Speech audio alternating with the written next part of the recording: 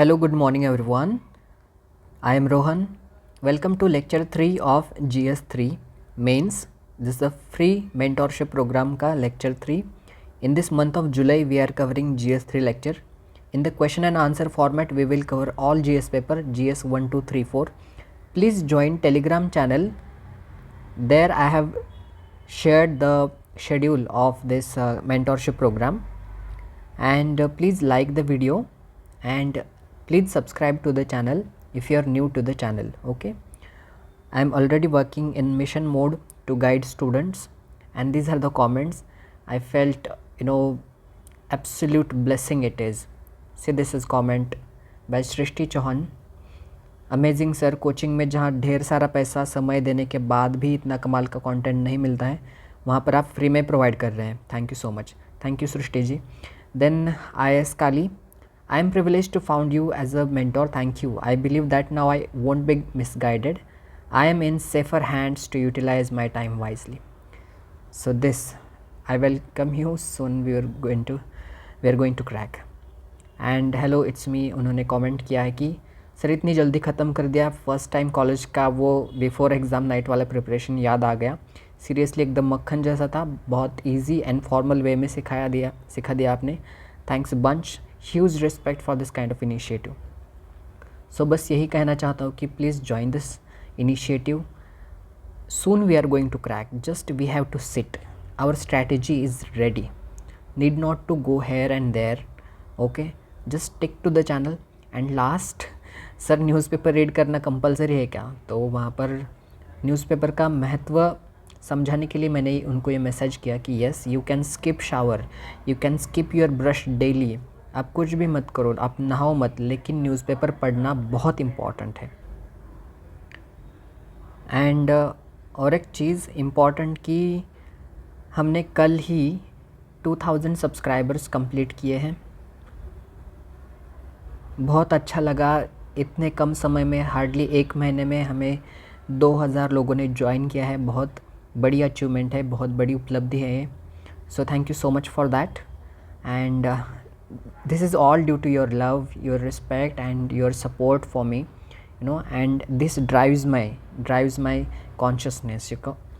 Okay, thank you. And मैं यहाँ पर मेरे 2 दोस्तों का नाम मेंशन करना चाहता हूँ. My first friend who is my guiding light, who actually he is the one behind this, he's my strength actually, you can say that. And my friend Shrenik, and then there is my friend Mr. Tiger, who is also my strength. So he looks like Pahad. So thank you so much. These two are my strength. Actually, this person asked me to start my YouTube channel and to guide students.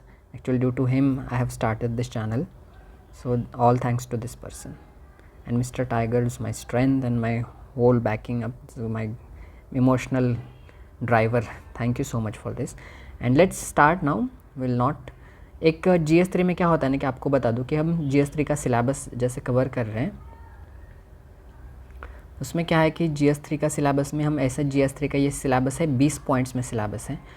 तो ऐसे हम हर एक point को question and answer में format में cover करेंगे. अभी ये फर्स्ट पॉइंट है, इसको मैंने लेक्चर 1 और लेक्चर 2 में कवर किया है, आप उसको देख सकते हैं. अभी ये पॉइंट 2 को हम लेक्चर 3 मतलब इस वाले लेक्चर में कवर कर रहे हैं. फिर गवर्नमेंट बजटिंग, मेजर क्रॉप्स, ये सब 3-4 पॉइंट ऐसे हम कवर करेंगे. पूरे जुलाई के महीने में हम इसको ख़त्म करेंगे. एंड अभी GS3 में क्या है ना कि एक चीज़ इम्पॉर्टेंट होती है कि आपको GS3 में एक वैल्यू एडिशन क्या करना है. मैं इसको बोलता हूँ GS3 का मसाला क्या होता है एग्जामिनर के लिए. तो आपको GS3 के हर आंसर में एक तो डायग्राम, डेटा, कमेटी या फिर नेशनल इंटरनेशनल इंडाइसेस आपको ऐड करने पड़ते हैं. कमेटी रिपोर्ट्स आप ऐड कर सकते हैं. फिर सुप्रीम कोर्ट के जजमेंट भी आप ऐड कर सकते हैं. ऐसा नहीं कि सिर्फ GS2 में उसको ऐड किया जा सकता है. चार्ट्स आप ऐड कर सकते हैं, ग्राफ्स आप ऐड कर सकते हैं, सस्टेनेबल डेवलपमेंट गोल्स को आप ऐड कर सकते हैं. बहुत अच्छे से सस्टेनेबल डेवलपमेंट गोल्स को आपको यूज़ करके आप आंसर को समराइज़ कर सकते हैं, वे हेड लिख सकते हैं. फिर इकोनॉमिक सर्वे के नंबर्स का आप ऐड कर सकते हैं. डायरेक्ट इकोनॉमिक सर्वे से आप कोट कर सकते हैं। आप देखिए लेक्चर पूरा, आपको समझ आ जाएगा। फिर बजट के कुछ स्कीम्स वगैरह चीज़ों का आप एक्सप्लेन कर सकते हैं या फिर उसको ऐड करके सब्सटेंशिएट कर सकते हैं, स्कीम्स को ऐड कर सकते हैं। टेक्निकल वर्डिंग यूज़ करनी चाहिए। ओके, टेक्निकल वर्डिंग कैसे यूज़ की जाती है GS3 जैसे पेपर्स में, आपको पूरा लेक्चर देखिए। आप पहले 2 लेक्चर देखिए, आपको ऑटोमेटिकली समझ आ जाएगा कि एक्चुअली में टेक्निकल वर्डिंग का क्या इंपॉर्टेंस है। वही टेक्निकल वर्डिंग आपके आंसर को बहुत प्रोफेशनल एक टेस्ट या फिर अपीयरेंस देता है और उसी से मार्क्स में बूस्ट आता है, उसी से सिलेक्शन होता है, यही लिंकेजेस होता है। सो just watch this video and this is one stop solution. Okay, I don't want to waste your time, my time also, because I am also preparing. Okay, soon we have to crack, we have to go Labasna, we have to dedicate our whole life on the feet of vulnerables. Okay, that's why this study and all thing, there is no greed for that bungalow and security in that car. No, zero greed for that bungalow गाड़ी अभी भी है हमारे पास, that वो इतना बड़ा बात नहीं है। We have to get that platform to serve the nation, that's it. Without wasting time, GS3 second point, inclusive growth and issues arising from it. तो अभी इस पर मैंने 3 ऐसे क्वेश्चन लिस्ट डाउन किए हैं कि इस 3 क्वेश्चंस को यूज़ करके आप ये पॉइंट आपका ख़त्म होता है। फिर बाद में हम इसको करंट अफेयर्स के थ्रू और ऐड करेंगे और इसको होलिस्टिक पॉइंट में सिलेबस में कवर करेंगे। तो फर्स्ट क्वेश्चन है, discuss the concept of inclusive growth and its significance for developing economy like India. What are key challenges and opportunities in achieving inclusive growth. Okay, तो इसको हम एक वो करते हैं कि इंट्रो कैसे देते हैं। For India an intricate tapestry of cultures and disparities, the precept of inclusive growth is of paramount importance. Look at this wording, paramount importance, disparities, tapestry of cultures, intricate, these are technical words, precept of inclusive growth। ऐसे introduction से इसको आपको बस रट लेना है, आपको कहीं पर भी बस यहाँ पर अगर आपको इंक्लूसिव ग्रोथ की जगह और कुछ डाल सकते हैं आप। इंक्लूसिव ग्रोथ के अगर इंफ्रास्ट्रक्चर के ऊपर क्वेश्चन आया था, सिर्फ यहाँ पर infrastructure. For India and intricate tapestry of cultures and disparities, the precept of infrastructure development is of paramount importance. बस इस वर्ड को चेंज करना है, पूरा इंट्रोडक्शन रेडी है। ऐसी होती है तैयारी। ओके, टॉपर्स यही करते हैं। ओके, फिर सिग्निफिकेंस ऑफ इंक्लूसिव ग्रोथ क्या है, क्या महत्व है इंक्लूसिव ग्रोथ का। एक तो first, mitigation of poverty and inequality को उसको कम करता है इंक्लूसिव ग्रोथ। इंक्लूसिव मतलब सब आओ, सब लोगों के लिए ये चीज़ है ऐसे।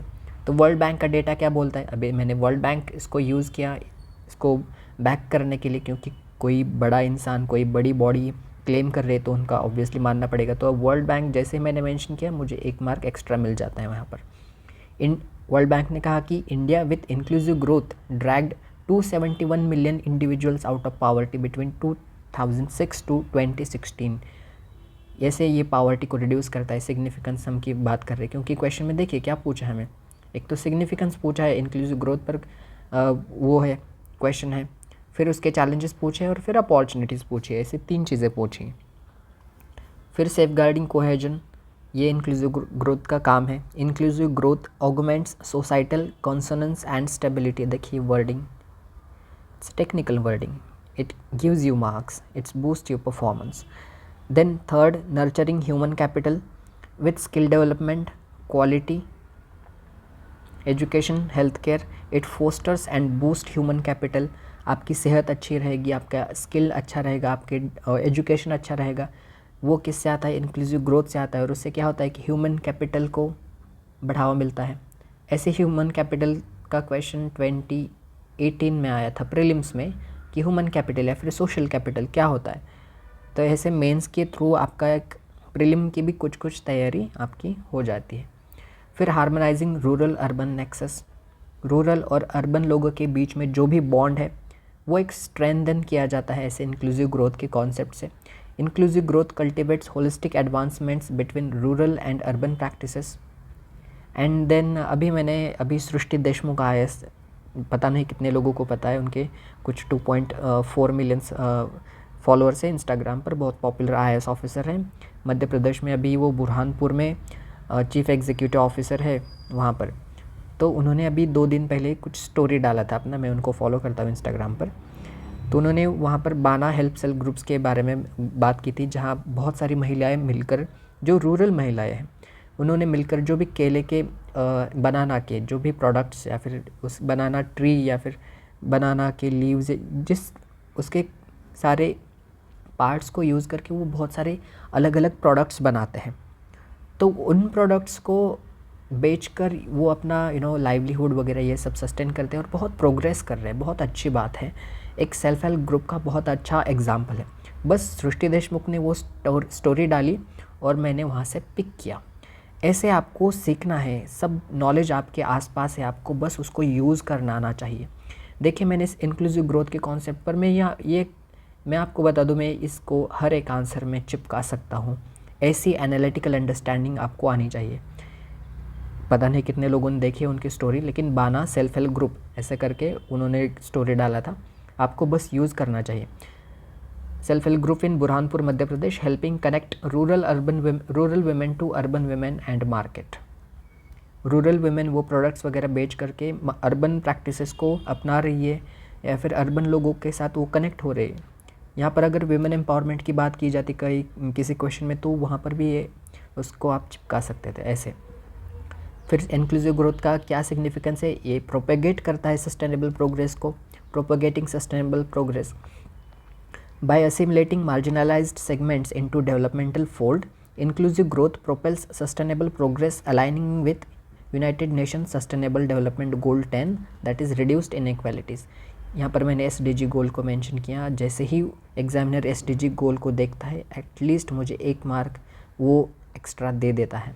ऐसे एग्जाम्पल्स जो कि लाइव एग्जाम्पल्स है 2024 के, बहुत रिसेंट के, ये एग्जामिनर खुद भी न्यूज़पेपर में पढ़ता है तो वो कुछ रिलेट कर पाता है। ओके, फिर सेकंड पार्ट में हमसे पूछा है कि चैलेंजेस क्या है इंक्लूसिव ग्रोथ को अचीव करने में। तो एक तो इनकम डिस्पैरिटीज़ बहुत है हमारे इंडिया में, बहुत इनकम, कई लोगों का इनकम इतना कम है और कई लोगों का इनकम इतना ज़्यादा है। तो वो इनकम के लिए मैंने गिनी कोएफिशिएंट को यूज़ किया। गिनी कोएफिशिएंट क्या है कि एक मेट्रिक है जो इनकम इनइक्वालिटी को दर्शाता है। एंड वो अभी कितना है कि वो 32, पता नहीं हिंदी में 32 को क्या बोलते हैं, 32.28। I am Marathi background, sorry. So पता नहीं कितने लोग समझ पा रहे। I would use that word 32.28। इतना गिनी कोएफिशिएंट है हमारे इंडिया में, जो कि बहुत बड़ा चैलेंज है इंक्लूसिव ग्रोथ के लिए। फिर इनइक्वालिटीज़ इन जोग्राफीज़। क्या होता है ना कि इंडिया की टोपोग्राफी पूरा प्लेन एरिया तो नहीं है, तो नॉर्थ ईस्टर्न स्टेट्स जो है उनको इंफ्रास्ट्रक्चर या फिर बाकी ये सारी चीज़ें प्रोवाइड करने में क्या होता है ना कि बहुत हिंड्रेंस आता है डेवलपमेंट या फिर इंफ्रास्ट्रक्चर प्रोवाइड करने में। तो एक्सेसिबिलिटी नहीं होती, तो जो नॉर्थ ईस्ट के स्टेट्स हैं तो उनका डेवलपमेंट भी कम रहता है। तो इंक्लूसिव ग्रोथ हम उनको अपनाना चाहते हैं, लेकिन ऐसी जोग्राफिक कंडीशन ही ऐसी है कि इच्छा होते हुए भी हम वहाँ पर एक्सेसिबल या फिर एक्सेस नहीं प्रोवाइड कर पा रहे हैं। ये गवर्नमेंट की कंसर्न है। फिर marginalisation is one of the challenge. Marginalised factions including SC/ST grapple with discrimination curtailing their access to opportunities। अभी न्यूज़पेपर में ही मैंने एक पढ़ा था कि 3-4 दिन पहले, आई थिंक 2 जुलाई का कुछ न्यूज़पेपर था। तो एक scheduled caste women discriminated by students in primary school and refuse to eat mid day meal prepared by her. एक एग्जाम्पल मैंने डायरेक्ट वहाँ से उठाया, द हिंदू न्यूज़पेपर से। इसलिए आपको न्यूज़पेपर पढ़ना है, आपको एक अंडरस्टैंडिंग प्रोवाइड करता है, एक जागरूक इंसान बनाता है आपको कि आपके आसपास क्या चीज़ें हो रही है, आपको उसको कैसे टैकल करना है। ओके, तभी उस आर्टिकल का भी 2-3 दिन फॉलो भी रहा था। बड़ी न्यूज़ थी एक्चुअली। तो आपको ऐसे एग्जाम्पल्स को कोट करना है। तो ऐसी चीज़ों की वजह से क्या होता है कि इंक्लूसिव ग्रोथ में भी वो एक चैलेंज ही तो है। क्या चैलेंज है? मार्जिनलाइजेशन। तो हमें उसको दूर करना है। फिर और क्या चैलेंज है? एजुकेशन डिस्पैरिटीज़ है। तो ये ASER रिपोर्ट जो है 2020 का, उन्होंने कहा था कि only 16.2% of rural students of class 5 can read text appropriate for class 2। मतलब दूसरी कक्षा के जो भी बच्चे हैं तो उनका जो टेक्स्ट है तो वो 5वीं कक्षा के बच्चे भी नहीं पढ़ पा रहे हैं। मतलब कितने परसेंट? इतने परसेंट जो बच्चे हैं क्लास 5 के, वो क्लास 2 का टेक्स्ट भी नहीं पढ़ पा रहे हैं और वो क्लास 5th में है। तो ये कंडीशन है एजुकेशन की रूरल पॉकेट्स में, रूरल स्टूडेंट्स।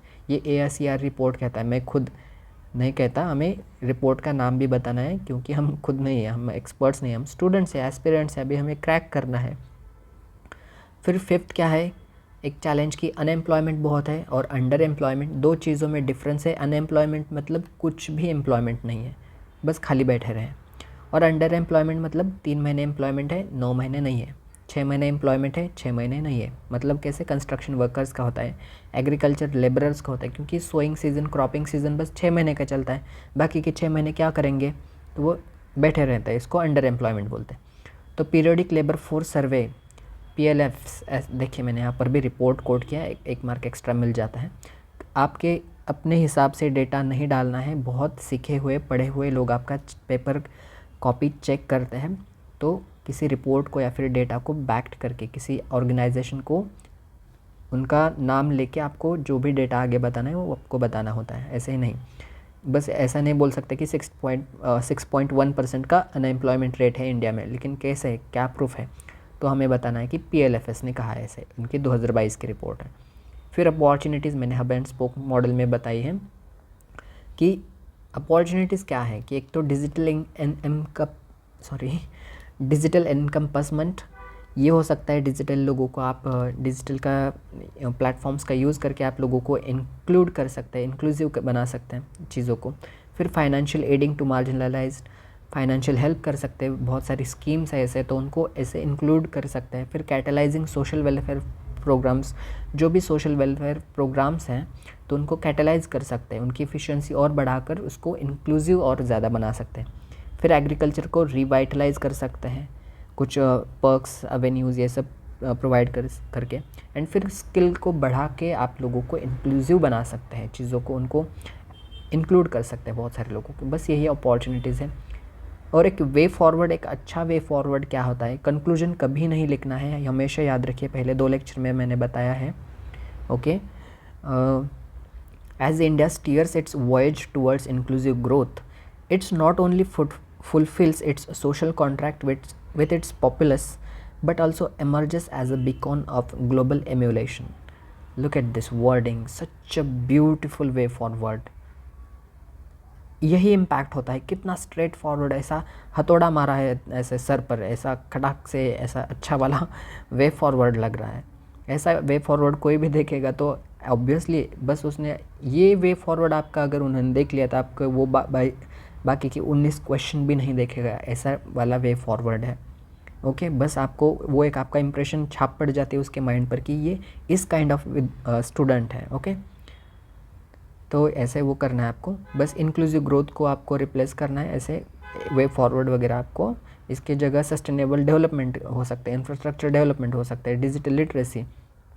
अगर डिजिटल लिटरेसी पर अगर क्वेश्चन होता तो यहाँ पर मेरा वे फॉरवर्ड क्या होता, as India steers its voyage towards digital literacy, it not only fulfills its social contract with its populace but also emerges as a beacon of global emulation. That's it. Okay, so guys, if you think that I'm delivering good content, please like the video, बहुत hard work लगता है, and please subscribe if you are new to the channel, because आने वाले दिनों में बहुत सारा important and very rich top notch content मैं आपके साथ शेयर करने वाला हूँ. So please subscribe, don't go here and there, just stick to this channel and let's soon we will crack. Okay, and this is equally important for all state PCS exam, चाहे वो महाराष्ट्र का MPSC हो या फिर BPSC हो या फिर UP PCS या फिर MPPSC हो, राजस्थान को, हरियाणा का कोई भी एग्ज़ाम हो, उनके लिए भी ये equally it's equally good content. फिर question 2, analyse role of education and skill development in achieving inclusive growth. देखिए यहाँ पर रोल ऑफ एजुकेशन हमें बोल रहा है. And how can access to quality education and skill training be improved to bridge the existing disparities and ensure equal opportunities for all. तो कैसे उसको एजुकेशन या फिर स्किल ट्रेनिंग को एक्सेस इम्प्रूव किया जा सकता है to bridge the existing disparities. बस इतना है. तो आंसर आपको ये वर्ड लिखना है, बस ऐसे एरो नहीं मार्क करना है, बहुत अनप्रोफेशनल होता है. कई जो 60-70 लोग पास एग्ज़ाम 60 साल के जो बुढ़े आपके एग्ज़ाम पेपर को चेक कर रहे हैं तो उनको ये चीज़ अच्छी नहीं लगती. Sorry for my wording, but ठीक है, सॉरी, जो अच्छे सीनियर लोग हैं 60 साल के सर लोग, तो उनको ये अच्छे नहीं लगता है बस ऐसे एरो करना। आपको ये आंसर ऐसा लिख लेना है, थोड़ा हमें चांस नहीं देना है ना किसी को, तो ये वर्डिंग लिख लेनी है आपको। फिर introduction, a world bank report highlights that every additional year of schooling per person can boost annual per capita GDP growth by 0.37%। Look at this, direct education inclusive growth पर ये क्वेश्चन था। इनका एक कॉम्बिनेशन, एजुकेशन और inclusive growth, इनकी linkage थी, तो इनका लिंकेज बिठाने के लिए हमने ये एक तो वर्ल्ड बैंक मेंशन किया, फिर स्कोरिंग को मेंशन किया, जीडीपी ग्रोथ, ऐसे इसको हमने सब्सटेंशिएट किया और एक इंट्रो अच्छा दे दिया। फिर क्वेश्चन में पूछा है role of education and skill development, तो इनका रोल क्या है। एक तो फर्स्ट कैटेलाइजिंग ह्यूमन कैपिटल, अभी इसको सब्सटेंशिएट करते मैंने ये पीसा रिपोर्ट दिया है ओईसीडी का, organisation for economic cooperation and development, OECD, इनका पीसा रिपोर्ट आता है और उन्होंने बोला है कि it demonstrates direct correlation between higher PISA scores and robust economic growth. ऐसे जितना ज़्यादा पीसा का स्कोर है, मतलब वो ह्यूमन कैपिटल के रिलेटेड है, तो उतनी ज़्यादा अच्छी रोबस्ट इकोनॉमिक ग्रोथ होगी। तो ये रोल ऑफ एजुकेशन है ऐसे। तो ये ओईसीडी का पीसा रिपोर्ट उन्होंने सब्सटेंशिएट कर दिया, आपको ऐसे कोट करनी है चीज़ें। फिर उसका और role of education skill development क्या है कि एक तो एम्प्लॉयबिलिटी को बढ़ाता है, elevating employability, national skill development corporation, देखिए मैंने अभी और एक बता दिया। ऐसे इतना ज़्यादा फैक्ट से आपको भर देना है, हर एक आपका जो भी स्टेटमेंट है वो ऐसा लेमैन नहीं, किसी अच्छे या फिर एक्सपीरियंस्ड लोगों ने कहा है ऐसा लगना चाहिए। तो एनएसडीसी ने क्या बोला है, उन्होंने हाईलाइट किया है कि जो स्किल ट्रेनिंग है वो एलिवेट करता है वर्कर का प्रोडक्टिविटी कितना 8 to 12% से। आपको बस यही नोट्स आपको लिख लेने हैं, अपनी सेपरेट नोटबुक्स बनाए उसमें लिख लेने हैं, उसको बार बार रिवाइज करना है, बस इधर उधर यूज़ करना सीखना है। इसी को आंसर राइटिंग बोलते हैं, एक स्पेसिफिक कंटेंट और उसको ज़्यादा से ज़्यादा बार आप यूज़ कर रहे हैं, कहीं पर भी आपको यूज़ करना सीखना चाहिए। जैसे मैं मेट्रो में जा रहा हूँ, अगर मैं मेट्रो का वेट कर रहा हूँ प्लेटफॉर्म पर, मेट्रो आ रहे हैं, मिस्टर टाइगर के यहाँ पर जाते हुए लास्ट वीक, तो वहाँ पर मैं जाते हुए मेट्रो आ रही थी, वो मेट्रो पर पीएम जनधन योजना का वो पोस्टर लगा था, तो उसको मैंने यूज़ किया। मैंने अपने आंसर में मैंने वहाँ पर देखा, पूरी दुनिया आपके अगल बगल आप कहीं पर भी देखिए, अपने रूम में देखिए, आप वहाँ से कुछ उठा सकते हैं जो कि आप आंसर में कोट कर सकते हैं। आपने आंखें खुली रखिए। फिर थर्ड जो रोल ऑफ एजुकेशन है, the igniting entrepreneurship and innovation. Okay, वो एंटरप्रेन्योरशिप,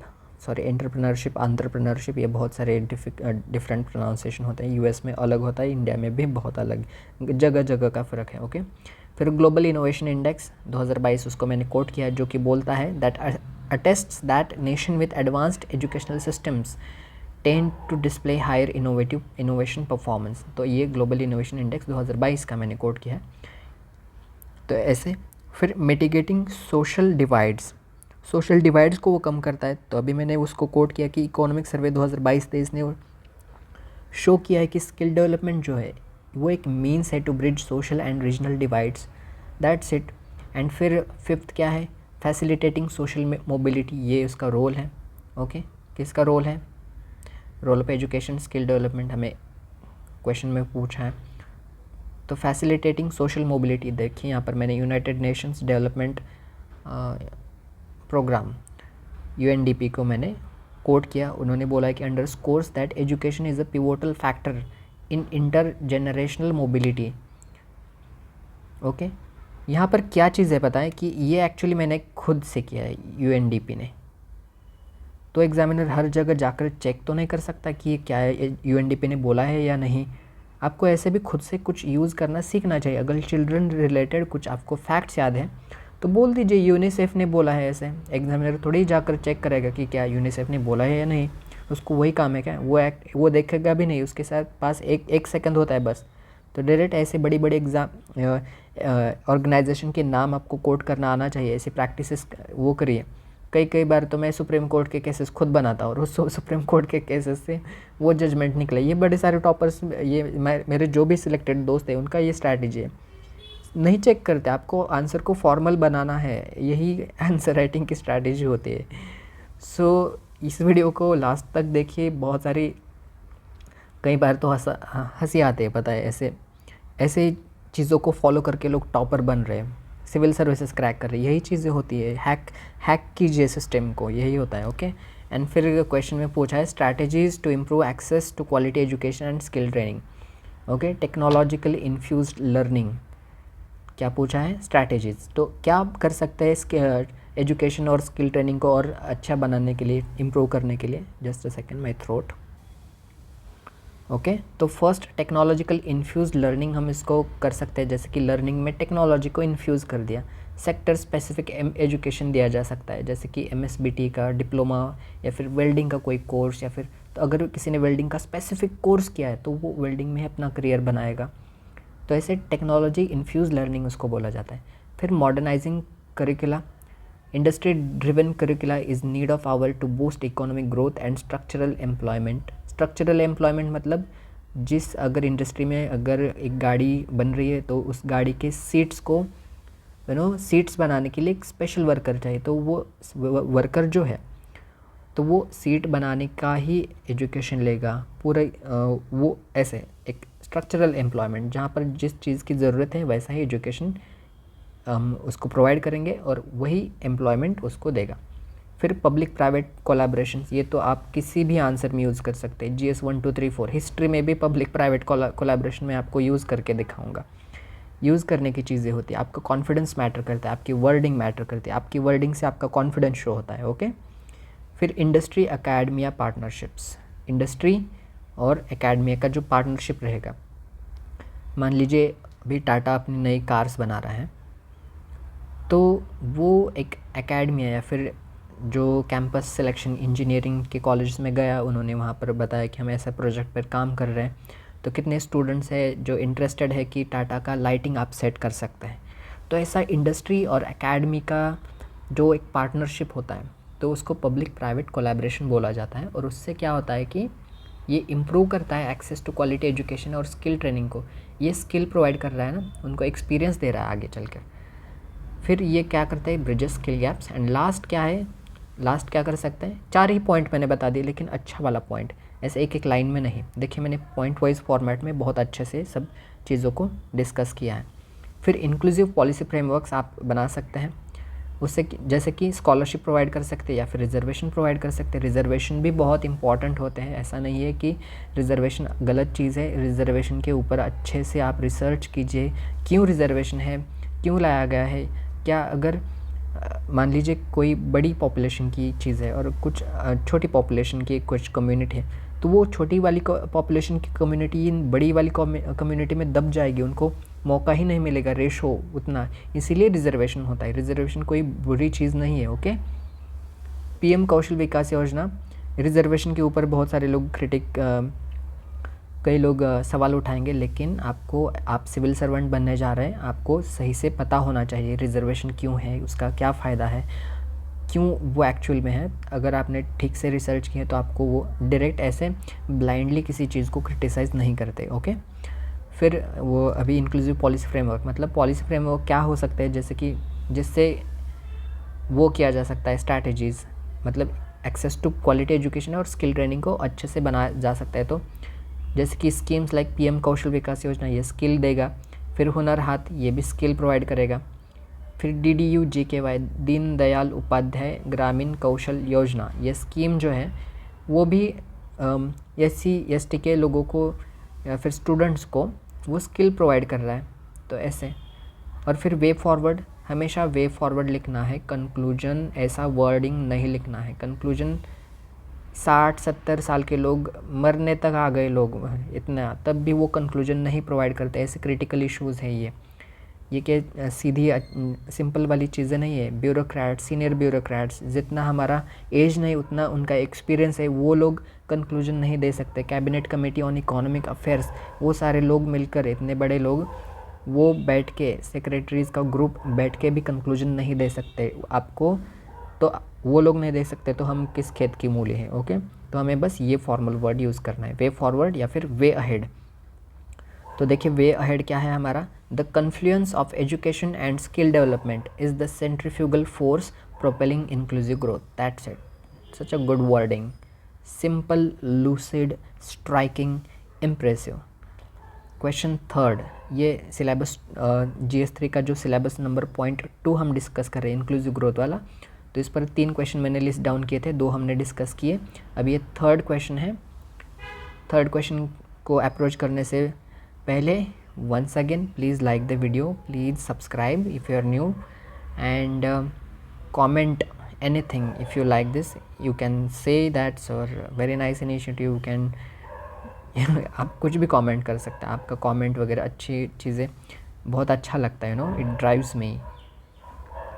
फिर क्या है, access the one more thing, please join the Telegram channel, उसका लिंक आपको डिस्क्रिप्शन में मिलेगा। इस लेक्चर की PDF भी आपको टेलीग्राम ग्रुप पे मिलेगी।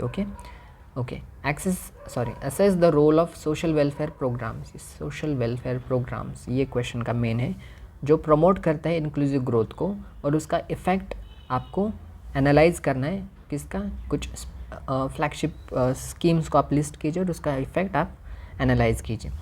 तो इस क्वेश्चन में क्या है कि social welfare programmes, okay, social welfare programmes and inclusive growth, इन दोनों का हमें कॉम्बिनेशन बिठाना है। तो आंसर ये इम्पॉर्टेंट है। इंट्रोडक्शन कैसे होगा, इकोनॉमिक सर्वे 2023-24 उन्होंने असर्ट किया है सिग्निफिकेंस किसका, सोशल वेलफेयर प्रोग्राम्स का in steering inclusive growth. Okay, that's it. अभी फर्स्ट क्या बोला है हमें, बस रोल पूछा है। Okay, role of social welfare programmes. तो फर्स्ट क्या होता है, ये सोशल वेलफेयर प्रोग्राम्स जैसे कि लाडली बहना वगैरह ये सब कैंपेन चल रहे हैं आई थिंक कई स्टेट्स में, तो ये सोशल वेलफेयर प्रोग्राम्स है ना, इंक्लूसिव बनाने के लिए, इंक्लूसिव लोगों को और इंक्लूड करने की मेन स्ट्रीम में। तो वो अभी इनका रोल क्या है, इतना आपको वो करना है।